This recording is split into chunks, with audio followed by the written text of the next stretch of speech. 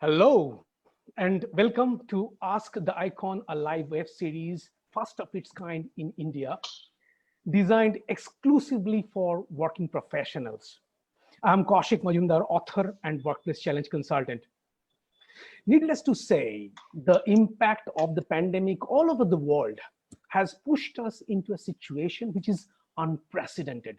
Uncertainties and frustrations all around. Now, if you are a working professional, then you must be a worried person today. I'm sure you have a lot of questions with very little clarity. You are looking for specific solution to your specific challenge. And that's exactly what we intend to achieve on every episode of Ask the Icon. The idea behind Ask the Icon is to make a difference in the lives of working professionals by helping them with specific solution to their challenges. And specific solution calls for specialized knowledge, skills, and experience. So on every episode of Ask the Icon, a guest icon, one of the stalwarts, movers and shakers from the corporate world, joins us live on Facebook and addresses your questions, your specific questions that you post on my social networking accounts. Now, these questions are specific to the challenges or concerns that you, the working professionals, face at your workplace. So without further delay, I would like to introduce you to today's guest icon. Our today's guest icon is very, very special to me. Yes, I tell you why. Though I'm his follower on social media, but I never had the opportunity to meet him or even talk to him before today. So when I contacted him a few weeks back with my request to be the icon on Ask the Icon, I was apprehensive. Since he did not know me, I had my doubts. But he got back to me within a day. He got back to me with a yes, without asking any further question. And that speaks volume about his stature and reputation that precedes him. It's my privilege to introduce him today as our guest. He's referred as the brand for leadership by his colleagues for his astounding leadership skills, an influencer of enormous proportion. Ladies and gentlemen, our today's guest, a TEDx keynote speaker and the managing director of Ericsson India, Amitabh Ray. So thank you very much, Amitabh, for taking time out of your busy schedule and joined us on 8th episode of Ask the Icon. And I'm sure all the viewers are eager to listen to you as much as I am. So over to you for your opening comments, opening remarks, please, Amitabh. Thanks, Kaushik, for that wonderful introduction. Yeah, about returning your mail. So for the last 20 years, I have kind of created an, SLA for myself that any mail comes to my mailbox will have to be answered in 24 hours. I have seen frustration from different set of people that when they send mail to their manager or superiors or anybody, sometimes they wait for days to come or get that response, be it a mail response, be it getting their expenses approved. Right. So long time back, I told myself that whatever comes, if I cannot respond to you, I'll write one-liner by saying, I'll get back to you. But that has to happen. I think these are small things, but it helps us, in a big way.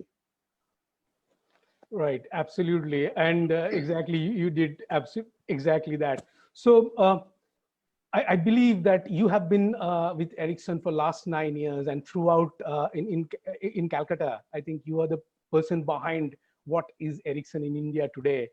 I have some colleagues and they have talked so highly about you.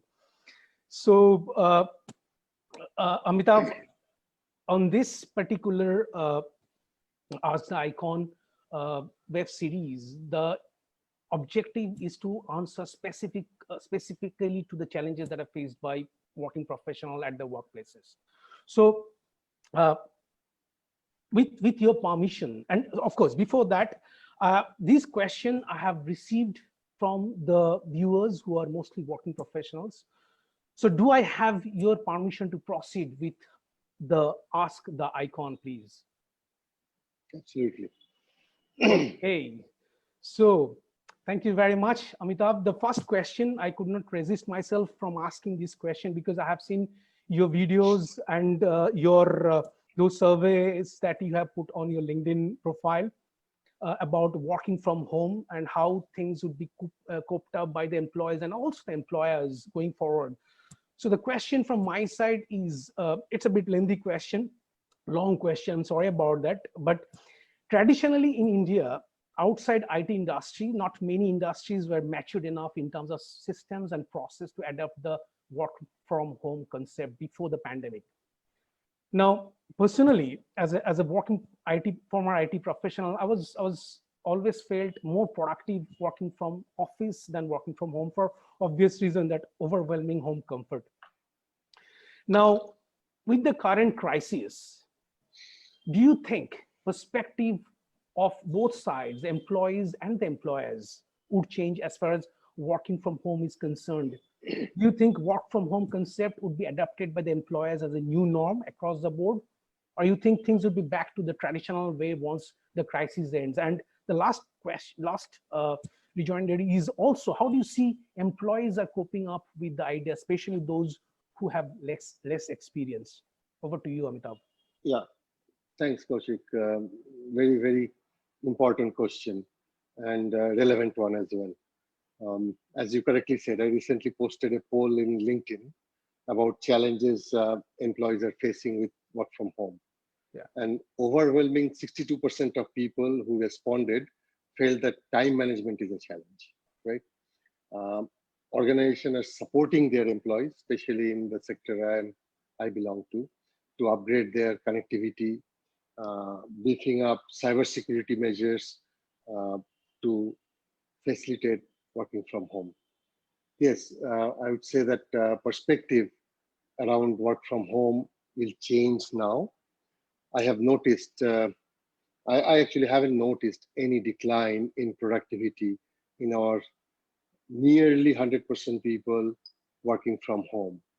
Even if we are to go back to office, I would say it will not be like uh, how it used to be in good old days. Okay, so physical distancing will be observed strictly. Okay, for Ericsson, in our company, our employee health and safety is the topmost priority. I'm sure for everybody else it would be the same. So organizations will, going forward, take a very close look at roles and responsibilities to assess which can be performed remotely and which are absolutely essential for the roles to be in office, right? Decisions will be based on these assessments. The current situation, I would say, has helped us to understand the roles and So responsibilities one of the surveys from which this perspective. That's what I I've would say. seen on your wall was with regards to what are the challenges that are faced by the employees while working from home, and the topmost was the time management, which is truly something which bothers when people work from home, because as I mentioned, overwhelming home comfort, that also sort of contributes to the challenge. How do you see your employees or any of the employees, how do you suggest employees to deal with that challenge, time management? Just, No, briefly. I think it's a new phenomenon, right? So people will have to learn how to do things better. Right. I kind of recommend people that to create a very stringent schedule Mhm. when you are working from home, right? Otherwise, the biggest challenge I face at times, that unplugging after work, right? So laptop is in front of me. So normally I come back from office and then maybe I check my mails from my cell phone once or twice. But here now the laptop is on and you have this kind of an urge to go back to that every half an hour or so. And then it's a never ending story.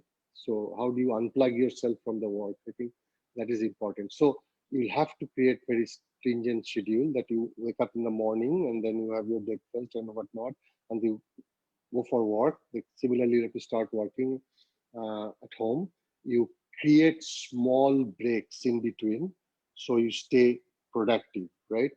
Now in office, the kind of water cooler break or small chat on the coffee area, that's not there. So you have to understand that those were needed, not by design, but you kind of need them to be productive.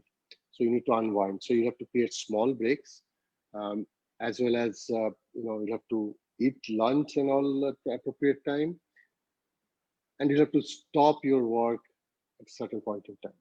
Right? Uh, then your productivity will go up, and then your stress level will come down. If we learn all these things, I think we will see immense opportunities going forward, right? I know that managers, they have some challenges in terms of working from home, but just I'll talk about one opportunity. This is a survey we looked at recently, that what is the most important factor when you select a job. We used to think it's brand, it's the pay package, it's your designation, it's nature of the work. None of them, right? The number one criteria is the location. So Kaushik lives in Mumbai. Maybe you have kids going to school. Your spouse is working. So whenever the next opportunity comes, you're setting a limitation around you that I will only look for job in Mumbai. Um, think or imagine that you don't have that restriction.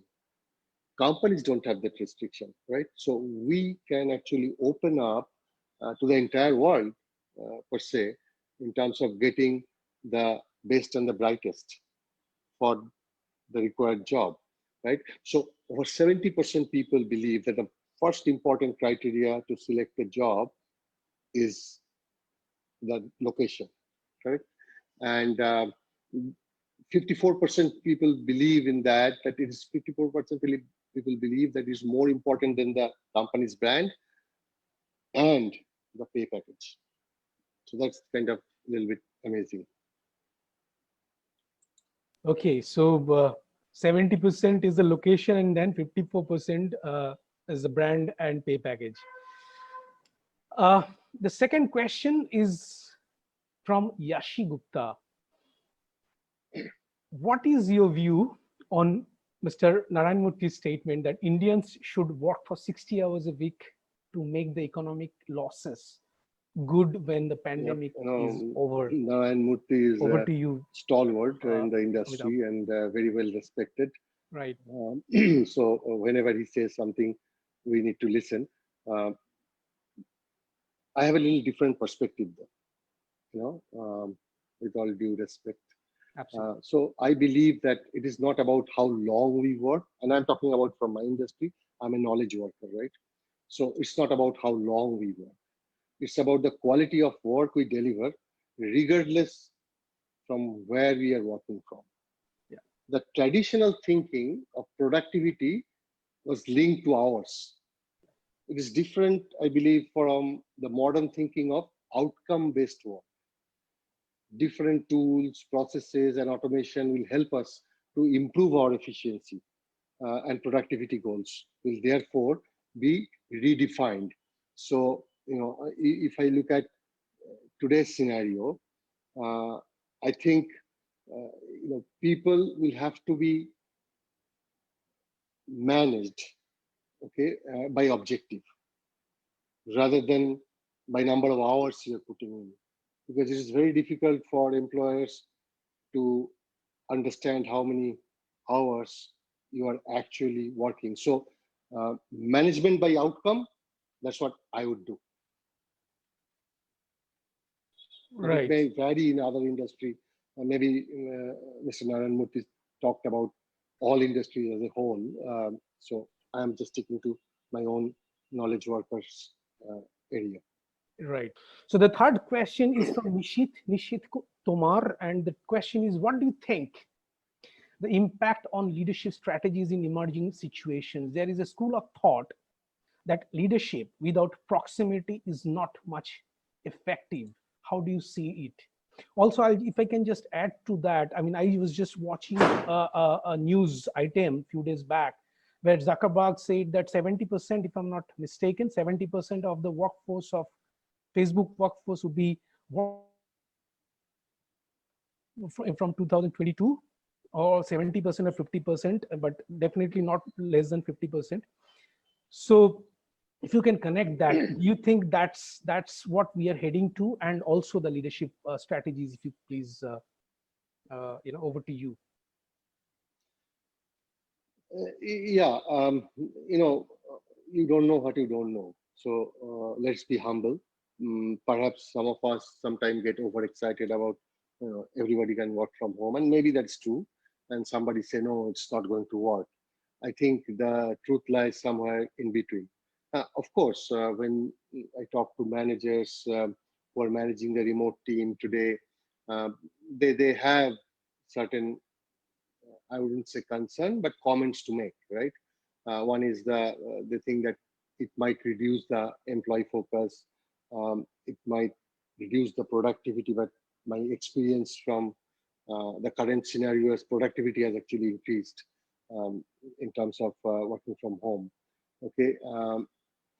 Other thing, people from HR function might think of that, how do you actually create or maintain the company culture when you don't have them together?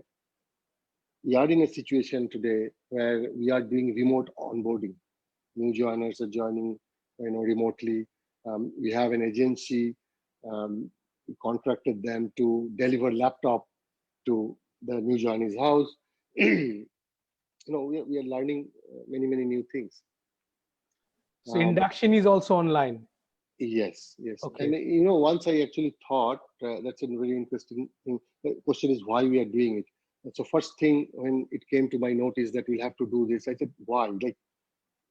And that was the time lockdown 1.0 and 2.0, everything has stopped.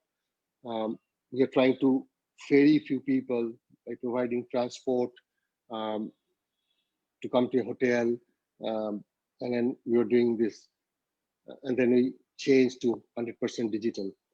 Question came why, and then there are practicalities, right? If someone left a company, that person's family coverage or insurance, right? From medical insurance perspective, there's no coverage. So I think we thought about that. So we cannot ask people, okay, wait for 2 months, office will open, and then you will join. What happens if somebody needs in that family of access to medical insurance? So we had to go there. And, as people say, like anything is possible. Uh, this crisis is teaching us a lot. Right. But the biggest concern, I think, I have is employees are overworking at a time because the time management. Remember that's the same thing. It's linked with that. So you know, and not getting proper guidance. So I think these are some of the areas where we need to train the leadership of today and tomorrow, that how you handle such situation effectively. The biggest thing, my learning is uh, the leaders of tomorrow will have to have empathy. Will empathy? I say it's very different than sympathy. Okay, empathy is when I am walking on your shoes, I am looking at things from your perspective. Okay, so I think uh, even without proximity, you can connect with your culture, with your empathy, with your genuine concern for people and your genuine eagerness to help people during difficult times, be it face to face or remotely. So I think tomorrow's leadership will have few challenges. So leaders of tomorrow will be those or successful leaders who has these new skills or the skills today's leaders also have, but you know they will have to focus on those. Since there is no proximity, the influence on the team by the leadership would decrease. How that can be managed, that situation can be managed by the leadership? There are different ways, video conferencing, checking in Of on course. people from time to time, Yes. getting in touch. So it is not that, okay, you are working remotely, so you keep delivering your deliverables and I sit here. If you are a good manager, you will call from time to time. Every now and then you will get into video. There are lots of tools available today, and you try to build that relationship. The same way you can build it face to face. And this is also face to face, right? We are just looking at the digital media now. Right. So there are many ways of doing it. And when we say that, okay, today there's a lockdown perhaps, and everything is being operated in one way, it's not going to be this extreme always. When we say, okay, companies you mentioned, talking about very aggressive work from home policy, they will also have flexi sitting arrangement. So maybe once a week you go to office as and when you want, or it's need based. So I'm sure it will not be totally that you don't see anybody, right? Ever in your life from your team. Okay. Absolutely. You mentioned about empathy. I think that covers the spectrum. So the next question is from Arun Sangvi. Arun is asking, what would be the impact of the social distancing on organization culture? Going forward, do you see the relationship between an employer and employee would be like a customer and a service provider? One is outsourcing the job and the other is understanding and delivering it, where the emotional connect is missing.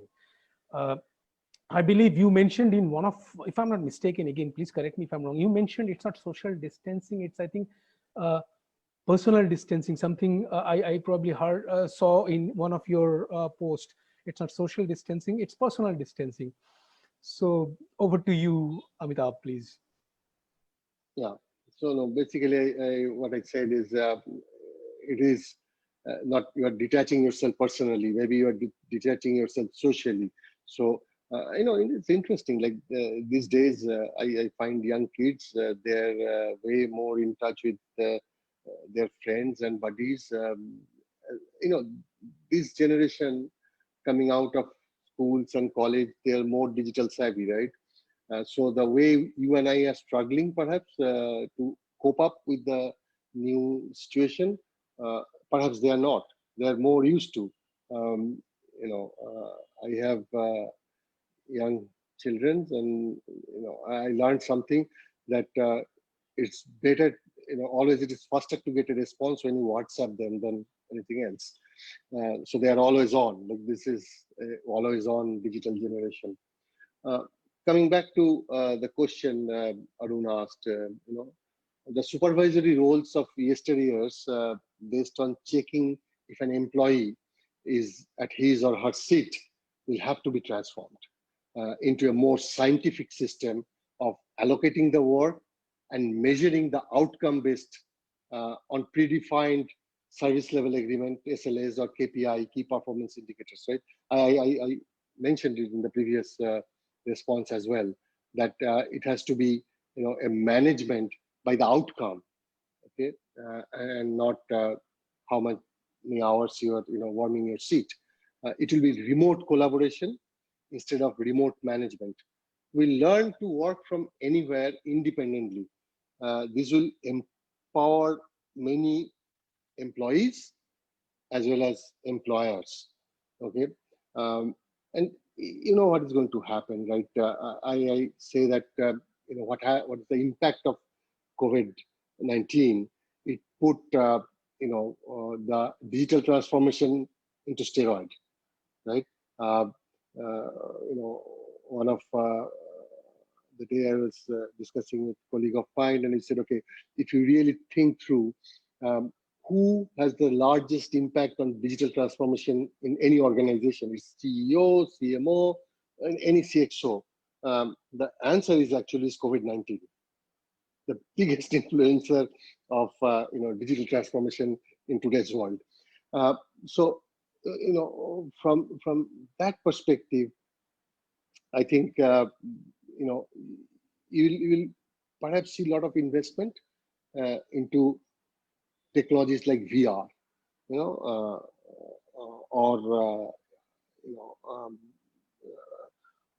holographic, image transportation and things like that. You'll put maybe in few years from now VR goggles and then sit for a meeting, and you will get a feeling with augmented reality and virtual reality, both AR and VR put together, that you are sitting actually in a meeting room with your friends and colleagues, and you can talk. So those technologies you'll see rapidly will get they will provide Getting introduced. solution much faster. Yeah. Yep. So okay, so you see emotional connect would be there. Will be more and more going towards technology. Yeah. The Yeah. the fifth question is from Robin De Costa. Robin is asking that news suggests that working professionals are worried about their job. In this situation, what would be your suggestion to the leaders when it comes to motivating their team, considering almost all are connected from home? Therefore, again, the proximity influence is nil. So it's how a leader would motivate his team online in this circumstance when people are losing their job. Over to you, Amitabh, please. Okay, good question, and very important one. I believe that one will have to think um, that how to keep themselves relevant in the current situation. I think that's always, I say, the only thing that has always worked for me uh, in a crisis, to re-imaging your relevancy. You see, yeah, this is a pandemic I never faced in my life, but over my career span, I faced a lot of crises. Starting from the day the airplane hit Twin Towers in New York City. Uh, that evening, I was supposed to close a deal with one of our customers in US. Never happened. From there, I've been through cycles like Arthur Anderson collapse, industry changed. Um, I had to shift my job, or then came the Lehman Brothers fallout, .com bubble burst. dot com bubble burst, and now you're with COVID, right?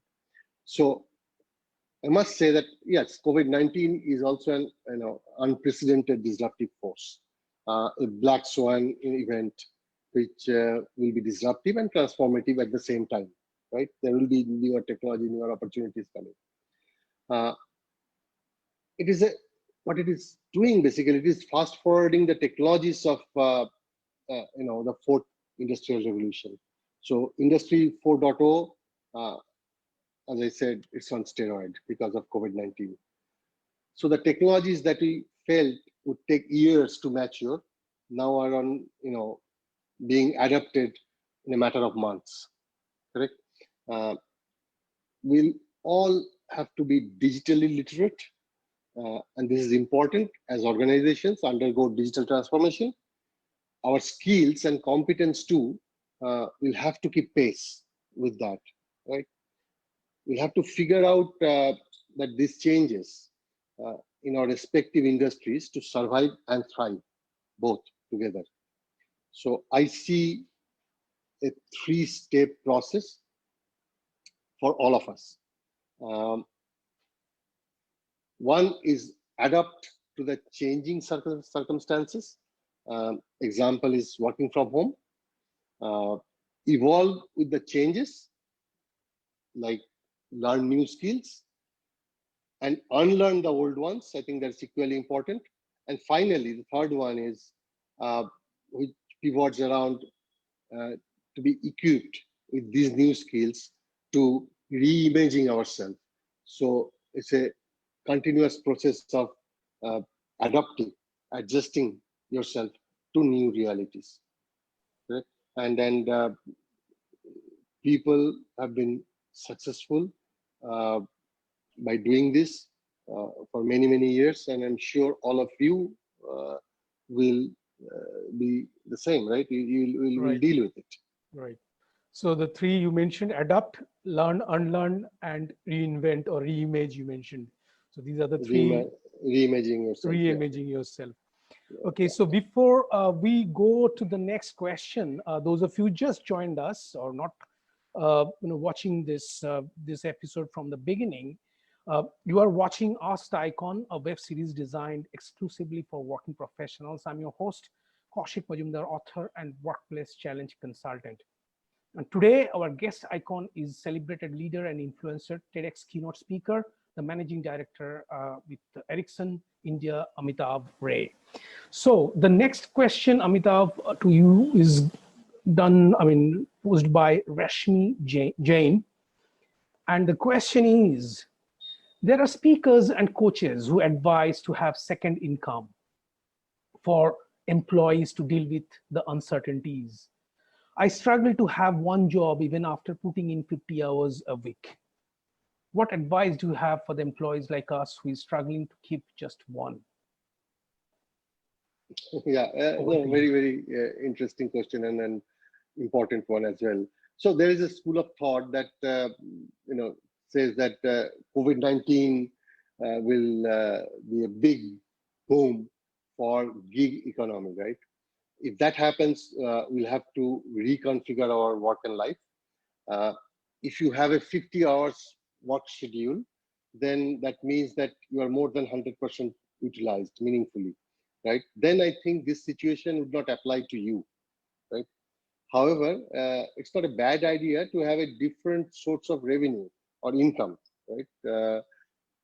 It can be salary plus, and that plus can be how carefully you invest in your surplus to generate the additional source of income. It can be how smartly we tailor our expenses also to cut down on non-essentials, which is another way of generating money or savings. I think we'll have to learn to distinguish between what we want and what we need. And I think I actually posted in LinkedIn a few weeks back that it's surprising to notice that how less we are spending these days, and you can consider that as an income as well. Absolutely. COVID-19 actually taught us that actually what kind of financial resources that we actually need rather than we usually do in normal times. So there is a huge gap. Absolutely true. The next question is from Ashwin More. The question is, what are the top two factors that makes an organization employee friendly? Over to Okay, you. yeah. Different organizations have different strategies, I must say. But in my mind, being compassionate and creating an environment that lets people align their aspiration with the organization's goal. Uh, I think that's the most important thing. For instance, let's say technology for good, uh, you know, is our underlying theme. So we in Ericsson, we believe that whatever we are doing, it has to be technology for good. It should help the humankind to progress in the journey of the civilization, right?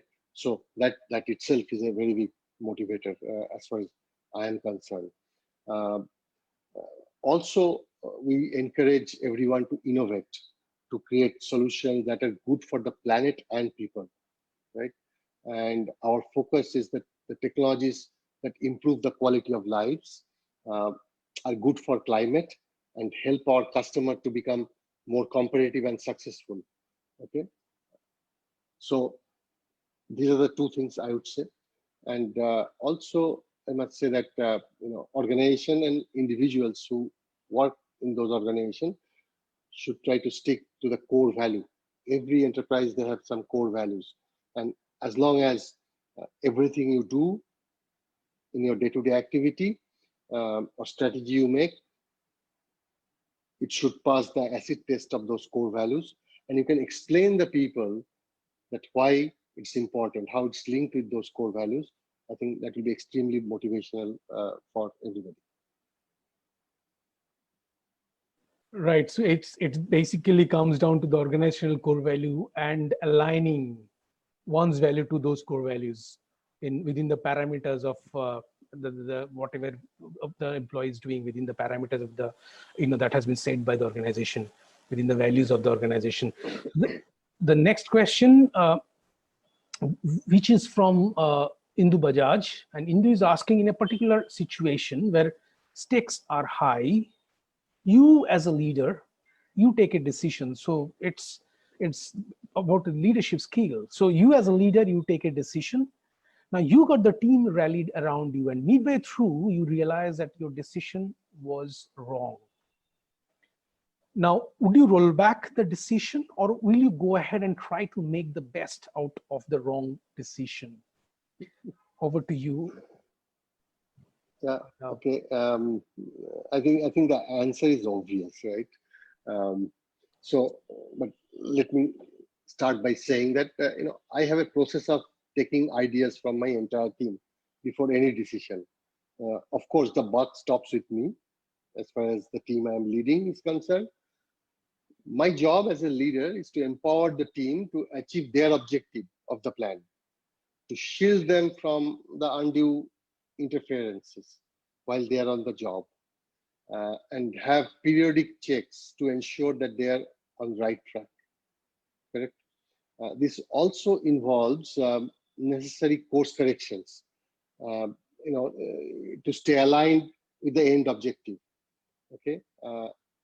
If I take the brickbats if necessary, and then I will then let the team have the bouquets, right? So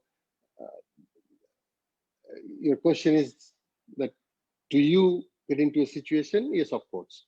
The scenario changed. The other day, I was making a presentation to some senior management,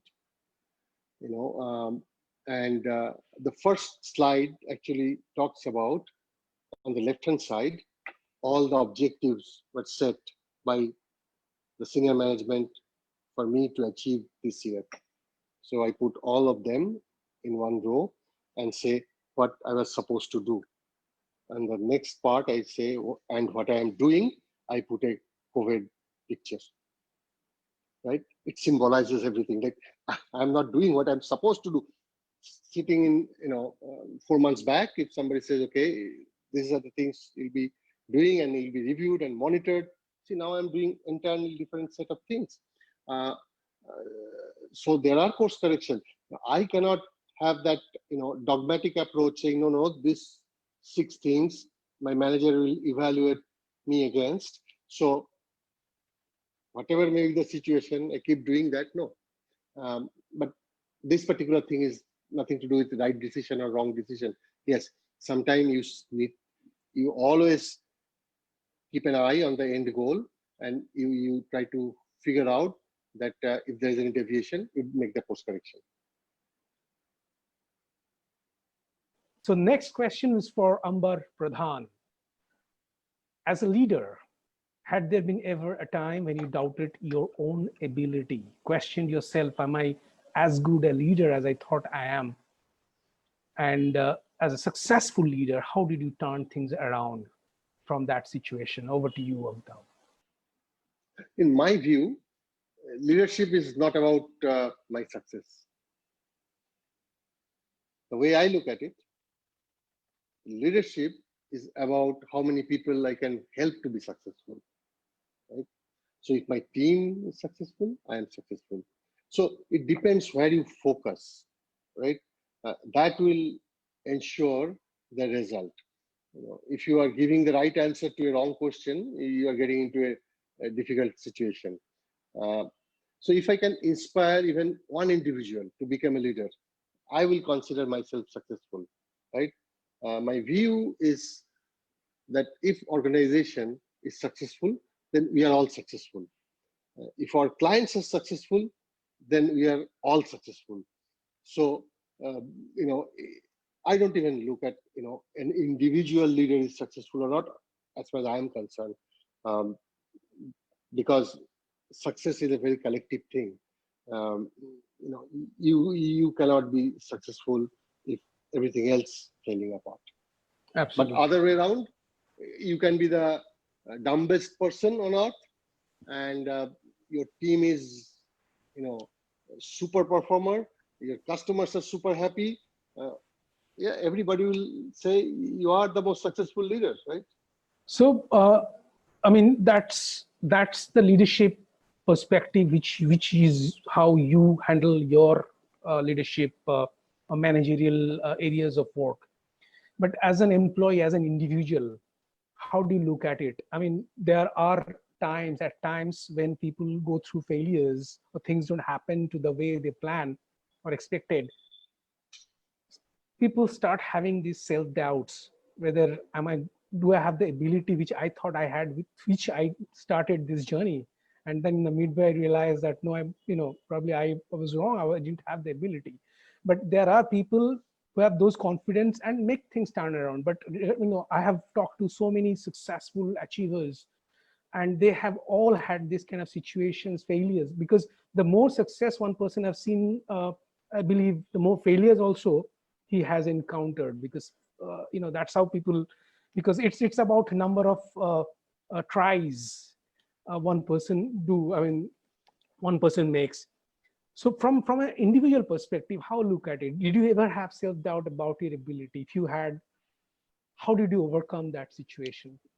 You know, it's interesting. You know, a few days time from today, I'm going to talk to a bunch of university students, and my topic is bring failure back to the syllabus. I think as a society, um, we really fail to do that. You know, I was looking at some data in from 2018. I don't have the 2019 data yet. If you Google it, you will find that how many students commit suicide, okay, every year, every month, actually every hour in our country. And basically, why is that? Because we never taught them how to deal with failure. You know, the failure is one term or thing, um, you know, we are taught in schools just once. Okay, we always were encouraged to write failures are the pillar of success, and then we used to forget, and nobody was, you know, encouraging us. Apart from few big shots who become really successful, we always talk about, you know, those movie stars. They used to do these things, how many failures they've been through, or some of the biggest innovators and all. But I think it's time for us to bring failure back into our syllabus and ask people to celebrate and learn it, and internalize it. It's not about just writing that failures are pillar of success. So if I think of myself, uh, yeah, I think I have more failures than success in my personal life, and it all depends like how you look at it. I said, okay, you know, I learned something from this. I need to move on, and then quite a lot of time it does not depend on you. Um, I have been on projects where customers kept on moving the milestones or the scopes and things like that. Uh, I feel frustrated, but then you cannot have much control on those. So I think we have to tell ourselves how you look at failures. You know, if you chase success, I think you'll face failure, because that's the opposite, right? So you never should try to chase success in life. What you should do, you should try to do your best under the given circumstances to the job you have in hand. That's all. So I don't make any plans. Okay. Forget about long term. I don't make a mid-term plan also. Every day morning, I say, okay, I will just deliver what is expected out of me with the best of my ability. And if I do that, automatically, success will become a byproduct, I believe. Right. So don't try to think of success or put success in a frame. Okay, this is my goal and this is my success I'm chasing. Uh, it will be more difficult for you to negotiate down the line if, for reasons maybe beyond your control, you cannot reach there. Right. Absolutely. So, I always whenever I'm talking to achievers, it's the failures from their life which are, I find, more inspiring, because that's what is the biggest teacher. So I'll just quickly add you at one small question. I know I'm just dragging it probably, but failure at the individual level and failure at the team level, right? When you are talking about individual as a person, one way to handle it, I was hearing Rajiv Bajaj, he's saying, if you are in doubt, disclose to people. Okay, do you also have do you also believe in that way, that you go ahead and talk to people when you're dealing with a failure as a team, in terms of deliverables are not met, which you just mentioned, or you keep it to yourself as a leader and try to figure out the ways, rather than getting involved the team and put them in a panic mode? How do you handle that kind of situation? No, never put them in a panic mode, Kaushik. But as I said, you periodically review that how far you are from your goal, and then if you are out of track, try to do the course correction. I think that's all. Uh, be transparent. I think don't think that you know all the answers. Who am I to go and tell them, okay, this is how you do, then you will be successful.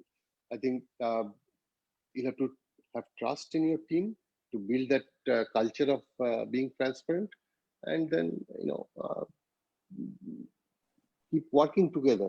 Absolutely. And failure is not the last thing on earth. Absolutely. If you think of any successful ventures, any successful people, uh, all of them been through failure. So I think we'll have to celebrate Absolutely. failures. Absolutely.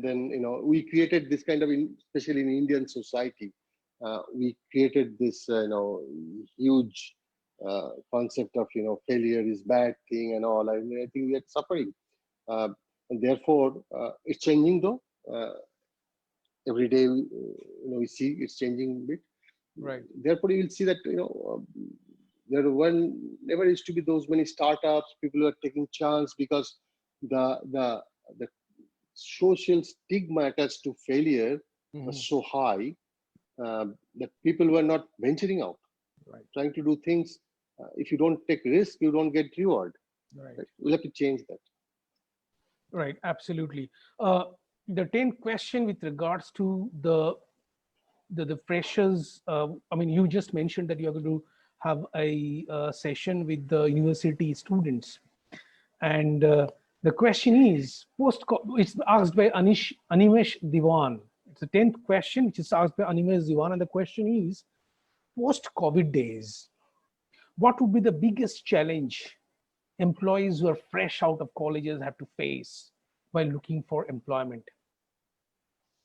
Over to you, Amitabh. Uh, the, you're looking at a challenge. Let me tell you the biggest opportunity you will have, right? The biggest opportunity for people fresh out of college is that no one can tell them that this is how it has always been done. In COVID-19 is a novel coronavirus. There are no templates that exist to address the challenge it is throwing up to us. So those who join the workforce uh, post COVID-19 will have a clear slate opportunity, I would say, to create new ways of working. I do not see challenges, but I see need to realign your skills and competencies to a fast, digitally transformed ecosystem. I mean, there are reports that the pressures index would be reduced because of the situation. Do you see that's not happening? That's going to be normalized once dust settles down post COVID, or how do you look at it? Yeah, I don't have any data points at this point in time. It's maybe too early. Like I don't see many organizations saying that they will not take the freshers and things like that. But guess what? I think there will be huge investment in the technologies which enables social distancing. So I think it is going to create opportunity. Short term, there could be some adjustment here and there, but in long term, I think there will be different kind of opportunities, perhaps. True, true. The last question I have for you is from Harish Devmurari. The question is two lessons every employee must learn from the current situation. I think we talked about three in one of the situations, but I would if there is a fresh perspective. So two lessons every employees must learn from the current situations to be better prepared for any future crisis. Over to you, Amitabh. Okay, I'll be short here. Keep reinventing yourself, get into continuous learning mode, and understand how to do more with less. So those three which you mentioned in one of the earlier answers. So excellent. So thank you very much, Amitabh. So the viewers, I'm sure Amitabh's answers have given you clarity, provided solution to your challenges, and cleared all your doubts. Now, those of you who have missed the interview from the beginning, you can watch the full interview on my YouTube channel, Kaushik Majumder, The Process Pro. Now, viewers, you know the drill. Please go ahead and hit the like and share buttons. And for regular updates, please subscribe to the YouTube channel and don't forget to press the bell icon. For comments or suggestion, and of course, for any questions that you might want to ask to the icons, please use the comment section. Of course, now the time for surprise gift for the standout question of the week. So I need your help over here, Amitabh. Would you please tell us that one question that you found either most innovative, relevant, or interesting in your opinion? Please, over to you. So the question which got asked during today's session. Yeah. So you have been asked 11 questions. Just talk, just if you tell me one line or one particular point, I'll just go through which question is that. And then. No, I think the one question, Indu asked is very, interesting.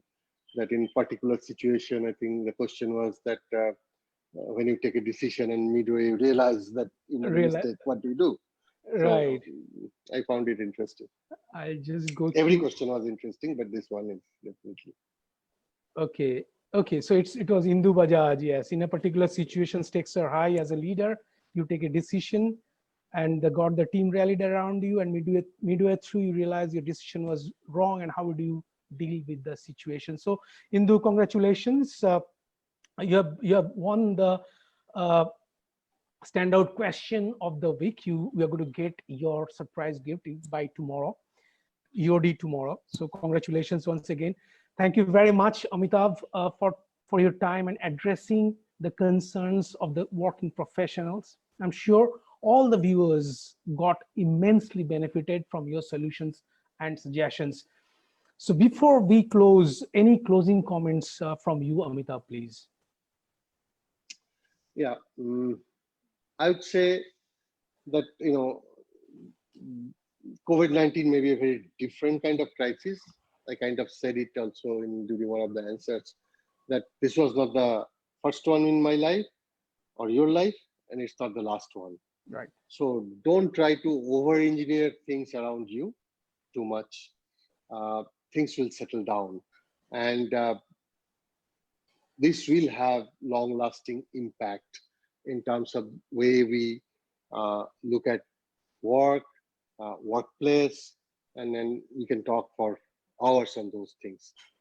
So have the flexibility, adaptability.